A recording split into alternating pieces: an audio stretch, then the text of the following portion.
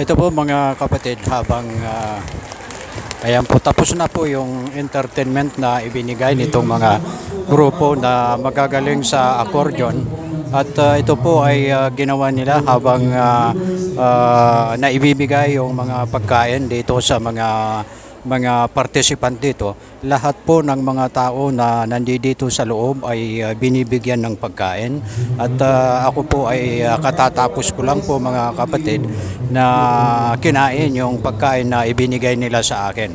At kanina po habang patuloy na ibinibigay yung mga pagkain sa mga tao na nanonood dito ay nagbigay nga ng napakagandang tunog yung mga magagaling mag-accordion. Nandoon po sila sa isang dulo at ngayon po ay patuloy na mag-present muli yung mga ibang barangay dito upang sa ganon ay patuloy na may mapapanood yung mga tao na nandito sa loob ng La Trinidad Gymnasium Gym.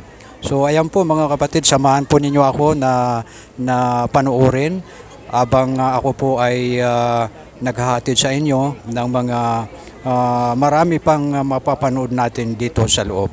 So ayan po mga kapatid at panoorin po natin.